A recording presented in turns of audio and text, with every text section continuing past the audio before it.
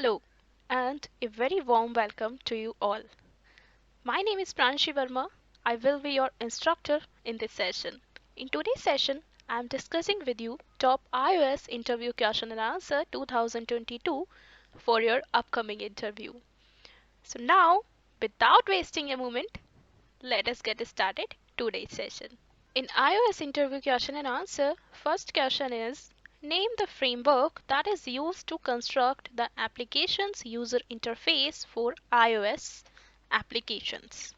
Most of the time and most probably UIKit framework is used to develop the application's user interface in iOS applications.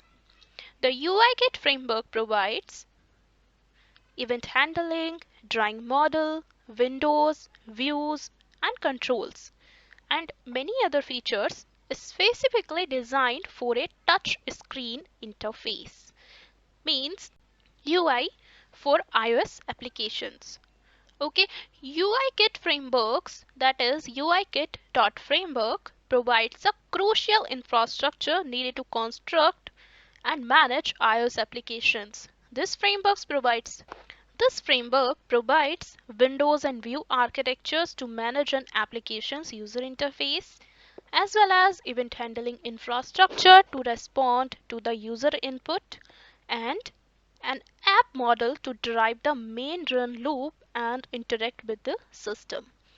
Okay, in addition to the core app behaviors, UIKit provides support for the following features.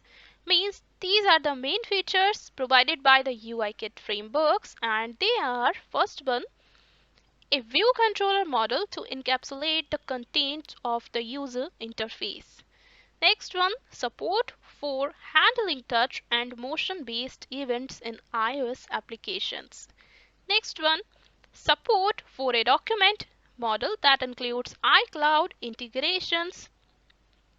Next, graphics and windowing support, including support for external displays. And support for managing the application's foreground and background execution. It provides printing support. Next one, support for customizing the appearance of standard UIKit controls. Next, support for text and web content, and it provides cut, copy, and paste support also during application development. Next one, support for animating user interface content. Next one, integration with other apps on the system through URL schemes and framework interfaces. Next, accessibility support for disabled users and support for the Apple push notification service, as well as it supports local notification scheduling and delivery in different kinds of applications in iOS, as well as it supports PDF creation, and it supports for using custom input views that behave like the system keyboard, and support for creating custom text views that interact with the system keyboard, as well as it supports for sharing content through email, Twitter, Facebook, and other services.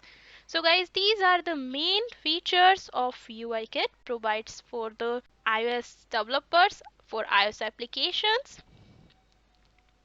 Okay, now next question. Which is the application thread from where UIKit classes should be used? Very important question. And answer is unless it's stated. Use UIKit classes only for your application's main thread or main dispatch queue. This restrictions applies in particular to classes derived from UI responder or that require modifying the user interface of your app in some way. Next question. What is the difference between synchronous and asynchronous task? Synchronous can also be defined as in order. When you perform the synchronous operations, all that follows must wait for the operation to complete before proceeding. Means these are the operations in an order. They follows in order to perform some different kind of operations. And in contrast, asynchronous means just opposite of synchronous can also be defined as out of order. When you do something asynchronously, you can run the following code right away. and the asynchronous process will happen someday. It could be run on a separate thread from the rest of the code. It could easily be researched on the same thread at a later date, and you can notify you when it's done. Okay, so this is the difference between synchronous and asynchronous task. Next question, how can you respond to state transitions on your application? Guys, very important question. State transitions can be responded to state changes in an appropriate way by calling corresponding methods on the application's delegate object. For example, application did become active method. Okay, first example is application did become active method is used to prepare to run as the foreground application. Okay, now second one, application did enter background method. This method is used to execute some code when the app is running in the background that may be suspended at any time. Next example is application will enter foreground method. This method is used to execute some code when the app is moving out of the background. Next example is application will terminate method. Very important method, and this method is called when the app is being terminated. Okay, now next question, what is operator overloading? Answer of this question is the process of adding new operators and changing existing ones to do various things is known as operator overloading. Plus, minus, multiplication and other symbols are known as operators. Okay, next question, what is TVML kit? Very important question and very new question in iOS development. Guys, TBML kit serves as a bridge between TBML, that is JavaScript, and your native tvOS software. You can test TBML kit, JavaScript and TBML files from inside your tvOS app using the TBML kit framework. The JavaScript environment can be used to build TVML objects, styles, views, and view controllers. Okay, next question. What are UI elements in iOS? Answer. The visual elements that we can see in our applications are known as UI elements.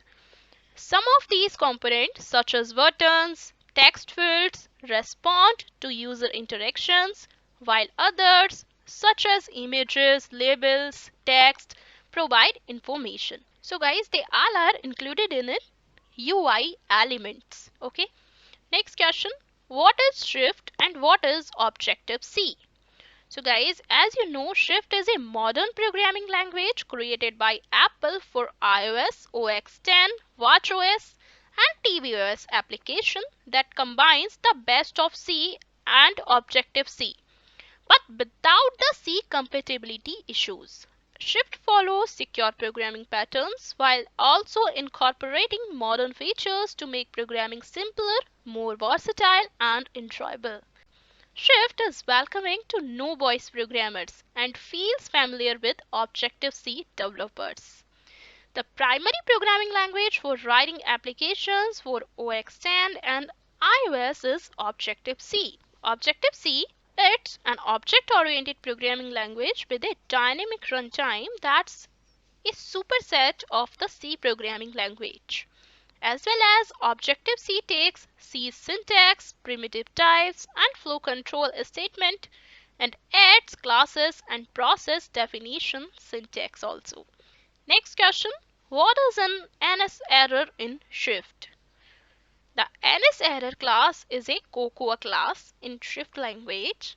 The knowledge about an error condition is encapsulated in an extendable, object-oriented manner by an NS error object.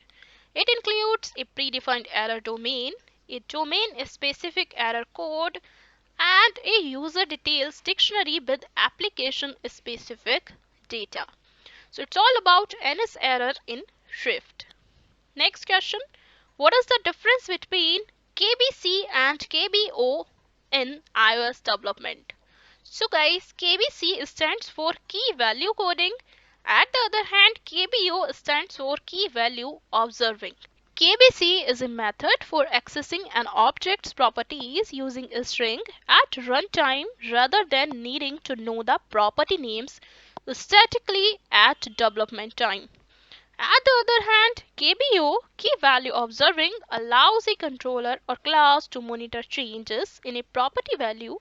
In KBO, an object may request to be informed of any adjustments to a particular property, and the observer is automatically notified if that property's value changes. Next question. Explain the different types of iOS application states. Very important question. Answer is, you will experience a few apps states while using the application. There are mainly 5 states in the iOS applications as follows.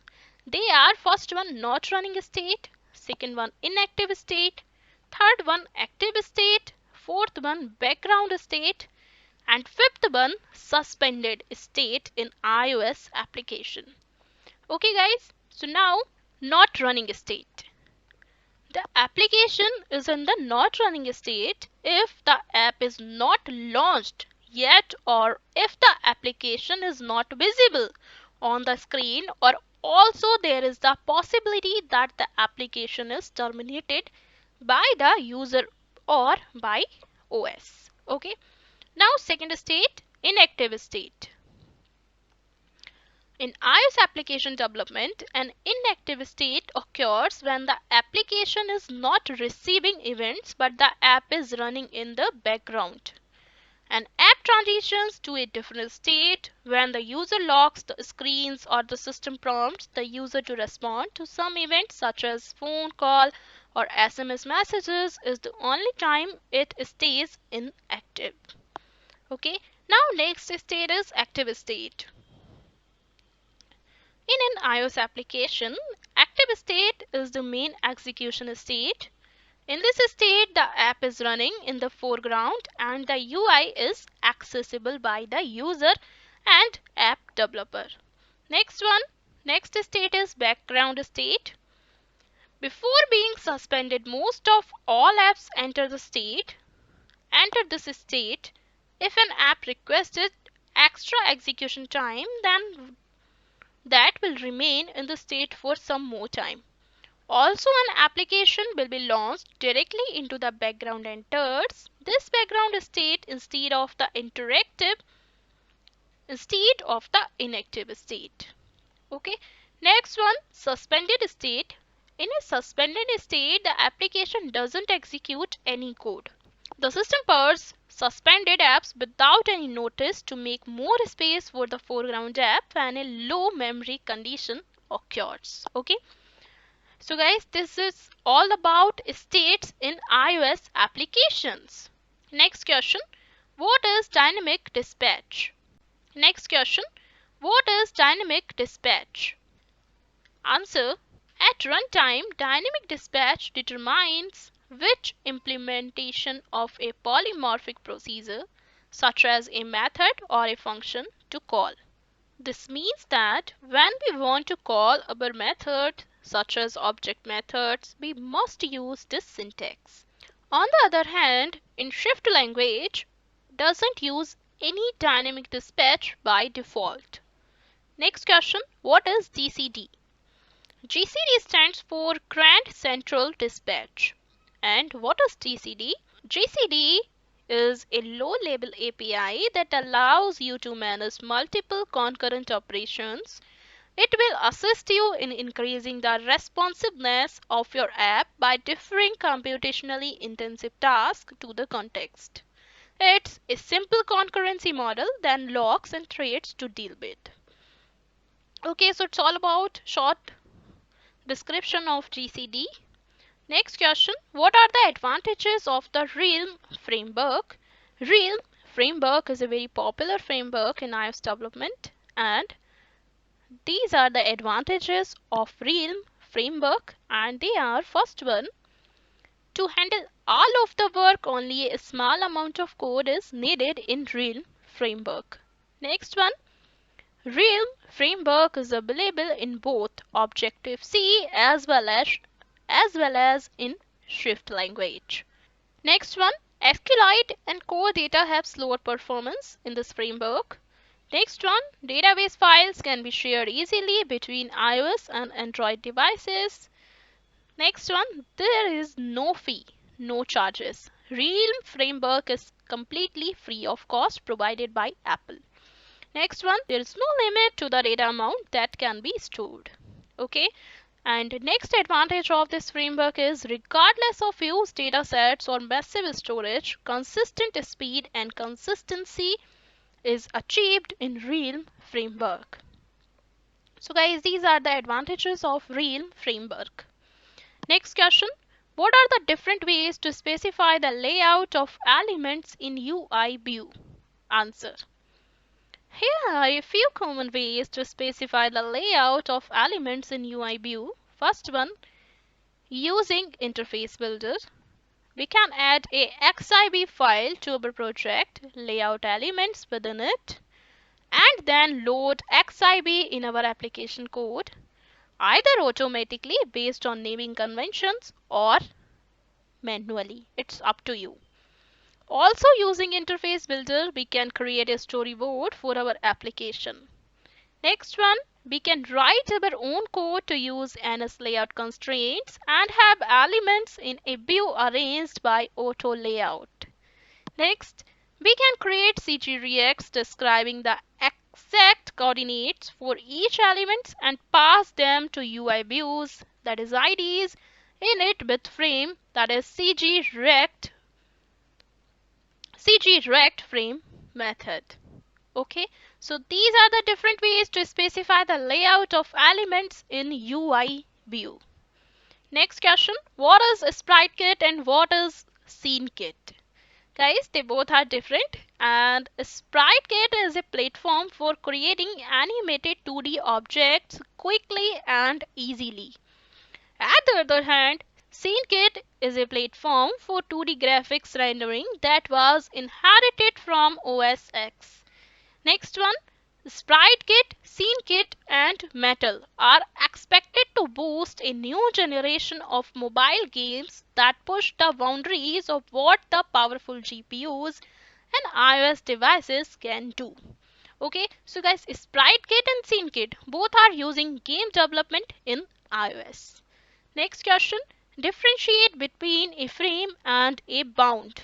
Guys, in UI views, bounds are a rectangle with a size, width and height respectively and position x and y relative to its own coordinate system, that is 0 and 0.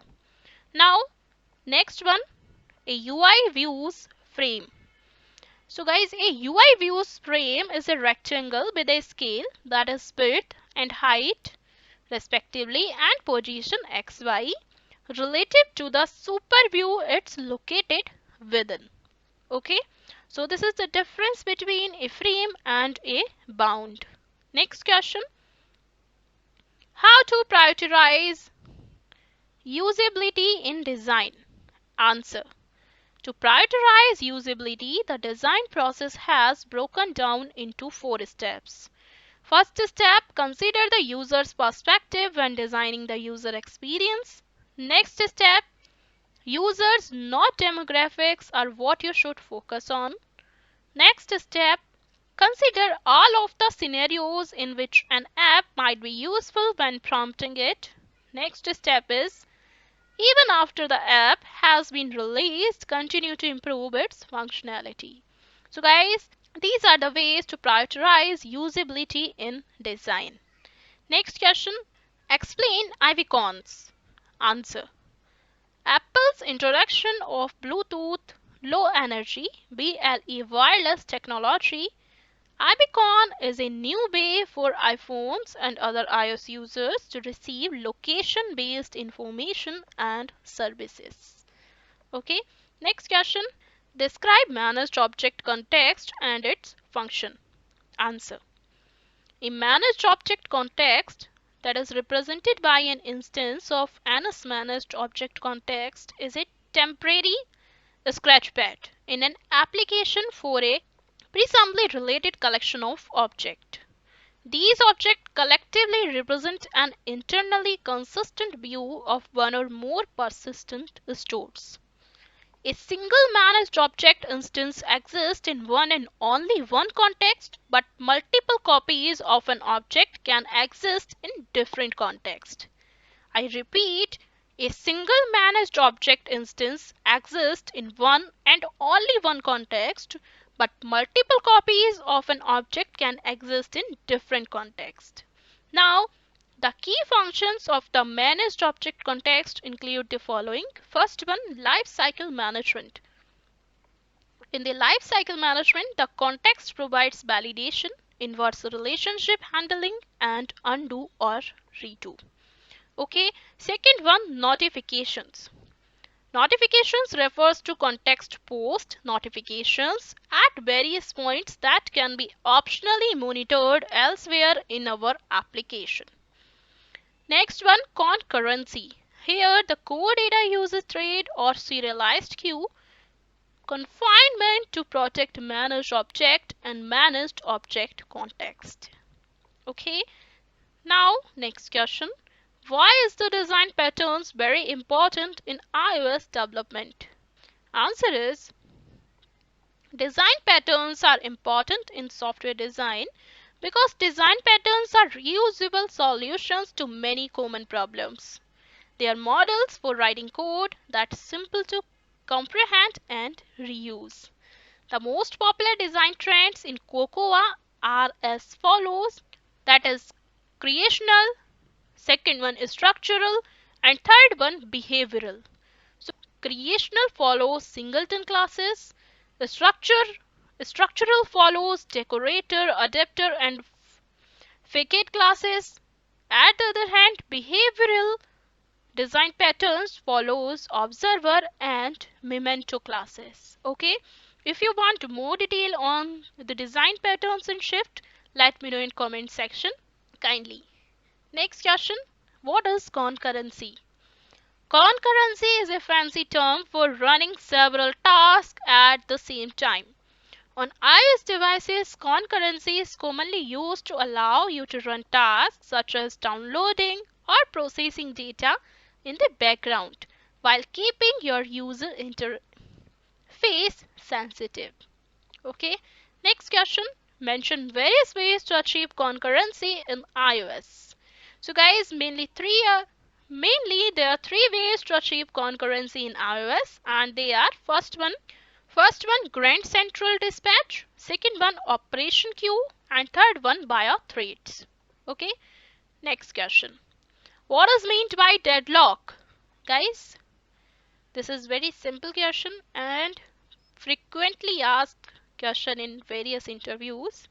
Basic answer of this question is a deadlock is a situation that occurs when at least two threads are locked on a different resources and both are waiting for the other resources to finish its job, and no one is able to unlock the resources it's guarding. Okay, so guys, this is pretty simple definition of deadlock. Next question, explain the lazy property in Swift. Guys, a lazy stored property is one that doesn't determine its initial value until it's used for the first time. The lazy modifier is written before the declaration of a lazy store property in Swift. Next question, what is the abbreviation of ARC? Very important question.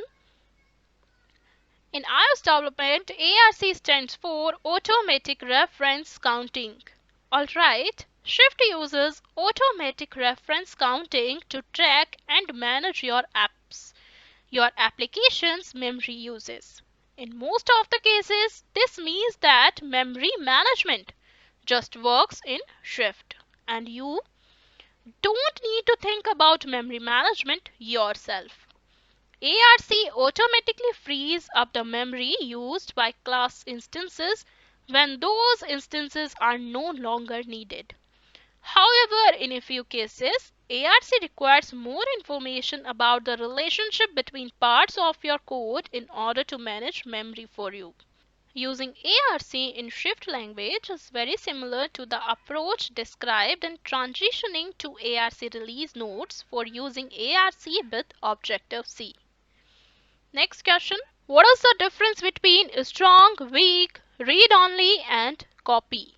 Answer. Let's start with strong. Through the life of the object, the reference count will be increased and the reference will be maintained in this strong property. Next one, weak property.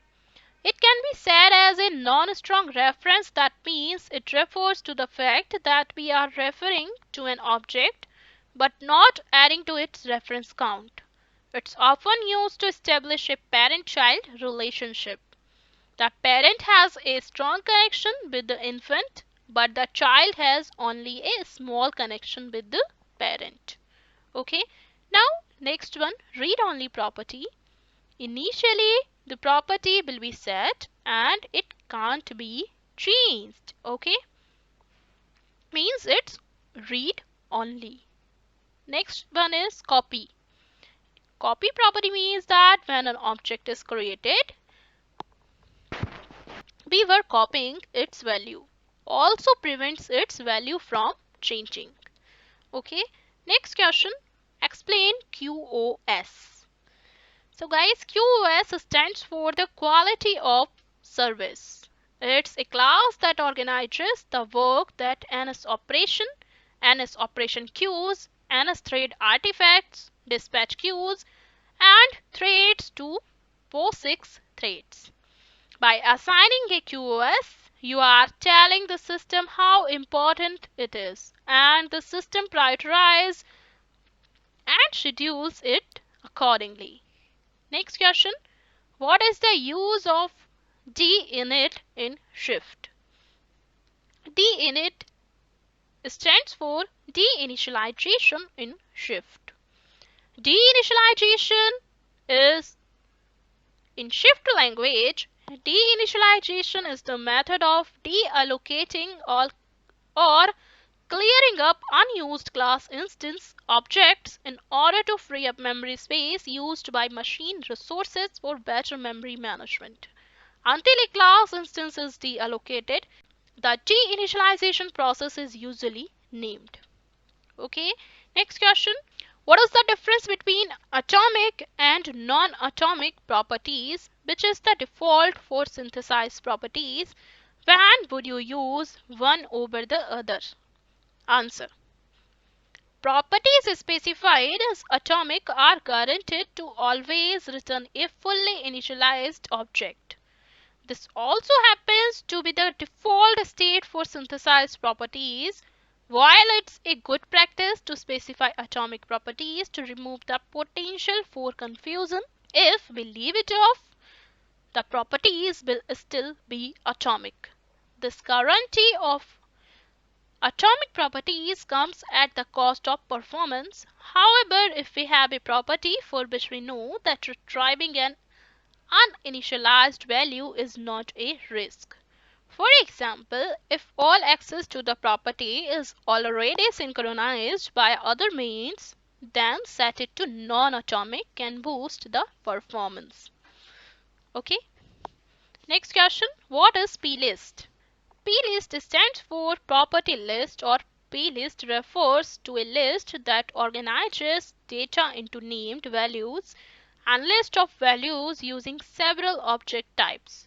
These type provides us the means to produce data that is meaningfully structured, transportable, storable, and accessible, but still as efficient as possible. Property lists are frequently used by applications running on both Mac OS X and iOS.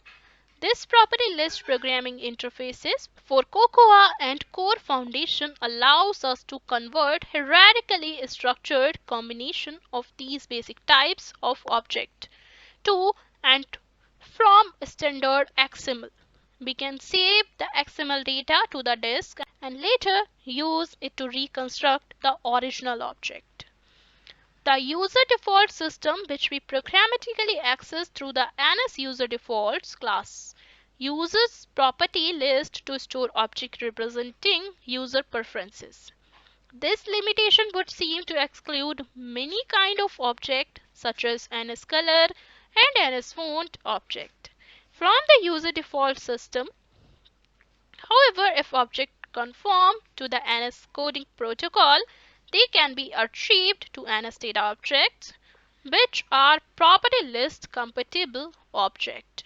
Okay, so this is all about plist, property list. Next question, explain MVC, Model View Controller. MVC is the acronym for Model View Controller and is a design pattern for web application that consists of three interconnected components, and they are model, view and controller. Okay, so what is model? Model is where the data is stored. Next one, view. The classes in view are reusable as they don't have any domain specific logic. Next one, controller. With delegation patterns, the controller acts as a communication between the model and view component. Okay, so the MVC model, also known as the pattern, is widely used in the development of modern user interface. Next question, what is the purpose of reuse identifier? What is the benefit of setting it into a non-nil value? Answer. The reuse identifier is used to group together the similar rows in a UI table view. That is, the rows that differ only in their content, otherwise having similar layouts. A UI table view will normally allocate just enough UI table view cell objects to display the content visible in the table. If reuse identifier is set to a non-nil value, then the UI table view will first attempt to reuse an already allocated UI table view cell with the same reuse identifier when the table view is scrolled. If reuse identifier has not been set, then the UI table view will be forced to allocate new UI table view cell objects for each new item that scrolls into view, potentially leading to laggy animations. Okay, so these are the benefits of setting it into a non-nil value. Next question, what are Shift's advantages? Answer. The main advantages of Shift are mentioned.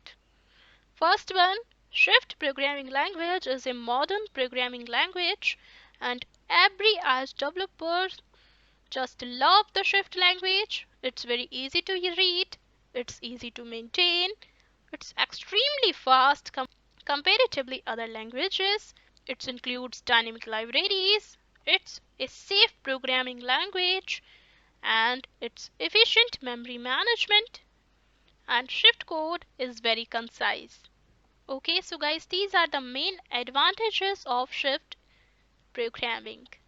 Next question, what is the difference between an app ID and a bundle ID? What is each used for? Answer. An app ID is a two-part string used to identify one or more apps from a single development team. The string consists of a team ID and a bundle ID search strings with a period, that is dot, separating the two. Okay, next one, the team ID. The team ID is supplied by Apple and is unique to a specific development team, while a bundle ID is supplied by the developer to match either the bundle ID of a single app or a set of bundle IDs of a group of applications. Since most users consider the app ID as a string, they think it is interchangeable with the bundle ID.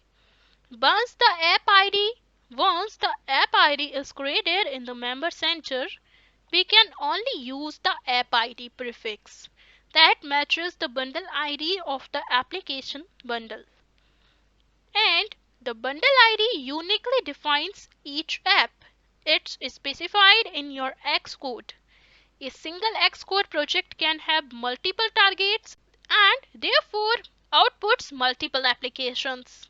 A common use case, an app having both Lite, Free, and Pro or full versions or branded multiple ways. Okay, so this is the difference between app ID and bundle ID, and this is very important and frequently asked question in various iOS development interviews. Next question: what is the difference between Cocoa and Cocoa Touch? Answer: Cocoa Touch is the result of combining the Foundation and AppKit frameworks, while Cocoa is the result of combining the Foundation and UIKit frameworks to build API stacks. Cocoa and Cocoa Touch sit on top of other application sets. It's include media, core services, and core OS. They are the other layers. Next question: what is the difference between Cocoa and Cocoa Touch? Answer: Cocoa Touch is the result of combining the Foundation and AppKit frameworks, while Cocoa is the result of combining the Foundation and UIKit frameworks to build API stacks. Cocoa and Cocoa Touch sit on top of other application sets. It's include media, core services, and core OS. They are the other layers. Next question: what is NS URL connection class? Define its type and use cases. There are two ways of using the NS URL connection class. One is asynchronous and the other is synchronous way. So guys, what is asynchronous connection? Asynchronous connection will create a new thread and perform its download process on the new thread. At the other hand, a synchronous connection will block the calling thread while downloading the content and doing its communication. Many developers think that a synchronous connection blocks only the main thread, which is not true. A synchronous connection will always block the thread from which it's fired. If we fire a synchronous connection from the main thread, the thread will be blocked. However, if we fire a synchronous connection from a thread other than the main thread, it will be like an asynchronous connection and won't block our main thread. In fact, the only differences between synchronous and asynchronous connection is that at runtime, a thread will be created for the asynchronous connection, while it won't do the same for a synchronous connection. Okay, in order to create an asynchronous connection, we need to first one have our URL in an instance of an string. Second one, convert our string to an instance of NS URL. Third one, place our URL in a URL request of type NS URL request, or in the case of mutable URLs, in an instance of NS mutable URL request. If we fire a synchronous connection from the main thread, the thread will be blocked. However, if we fire a synchronous connection from a thread other than the main thread, it will be like an asynchronous connection and won't block our main thread. In fact, the only differences between synchronous and asynchronous connection is that at runtime, a thread will be created for the asynchronous connection, while it won't do the same for a synchronous connection. Okay, in order to create an asynchronous connection, we need to first one have our URL in an instance of an string. Second one, convert our string to an instance of NS URL.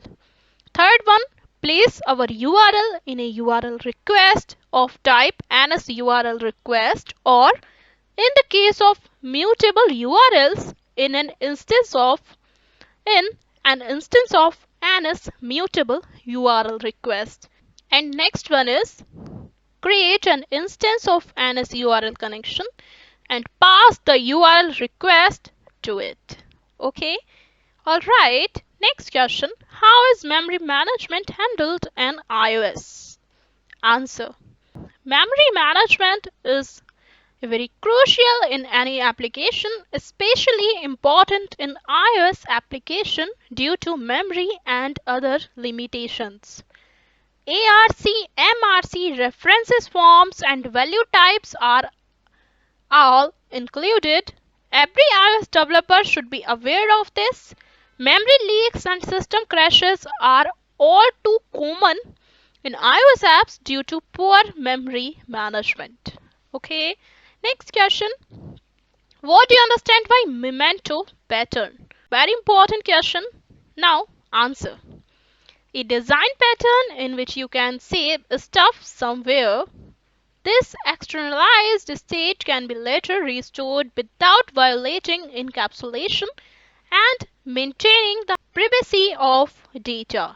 iOS has specialized implementations of the pattern and uses it as a part of state restoration. This is pretty simple introduction of memento pattern. Next question. Explain Shift's pattern matching techniques. So guys, various techniques are available in Shift patterns matching. They are tuple patterns. Second one, typecasting patterns. Next, wildcard patterns. Fourth one, optional patterns. Fifth one, enumeration case patterns. And next one is expression patterns. So now, what is tuple patterns? In tuple patterns, values of corresponding tuple forms are matched using tuple patterns. Okay. Next one, typecasting patterns. You can cast or mix a style using typecasting patterns in your application. Next one, wildcard patterns. Every kind of value is matched by wildcard patterns, which disregard them. Next one, optional patterns. To align optional values, optional patterns are used. Next one, enumeration case patterns. The cases of existing enumeration forms are matched by enumeration case patterns. Next one, expression patterns. You may use expression patterns to compare a given value to a given expression. Okay, so guys, these all are the pattern matching technique in Shift language. Okay guys, that's all for today's session. Thanks a lot for watching this long session. I know it's a little bit lengthier, but I hope you like the video. If you like this video, please hit the like button and make sure you subscribe to my channel for more updates. If you want more videos from iOS development other or any other topic, kindly let me know in comment section. I will be help you. Thanks for watching. Bye bye. Take care and see you in the next session.